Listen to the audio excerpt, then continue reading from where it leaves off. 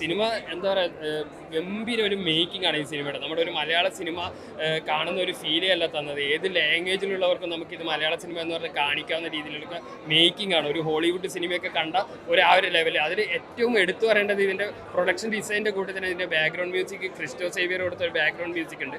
ആ ക്ലൈമാക്സ് സീനുള്ള അവസാനത്തെ 10-15 മിനിറ്റ് ശരിക്ക് ആ ഒരു ഹൃദയമിടിപ്പ് കൂട്ടുന്ന രീതിയിൽ, ആ ടെൻഷൻ കൂട്ടുന്ന രീതിയിൽ അതിഗംഭീരമായിട്ട് ആ മേക്കിംഗ് വന്നിട്ടുണ്ട്. അതുപോലെ തന്നെ ബേസിൽ ഇതിൻ്റെ ഒരു ട്രാക്ക് ഒന്ന് മാറ്റി പിടിച്ചാണ്. ഫാമിലി കോമഡി അതിൽ നിന്ന് മാറിയിട്ട് ഇതിൽ ഭയങ്കര മിസ്റ്റീരിയസ് ആയിട്ടുള്ള കഥാപാത്രം അതിഗംഭീരമായിട്ട് ബേസിൽ ചെയ്തിട്ടുണ്ട്. അതുപോലെ തന്നെ നസ്രിയയുടെ കംബാക്ക്. നസ്രിയ വല്ലപ്പോഴും സിനിമ ചെയ്യുന്നുള്ളൂ, പക്ഷേ എന്തുകൊണ്ട് ഈ സ്ക്രിപ്റ്റ് തിരഞ്ഞെടുത്തു അങ്ങനെയുള്ള അതിശക്തമായൊരു റോളാണ് നസ്രിയയും ചെയ്തിരിക്കുന്നത്. അത് അഭിനയിച്ച എല്ലാവരും ടോപ്പായിട്ട് ചെയ്തിട്ടുണ്ട്. എല്ലാ കാസ്റ്റ് ആൻഡ് ക്രൂ അടിപൊളിയായിട്ട് ചെയ്തിട്ടുണ്ട്.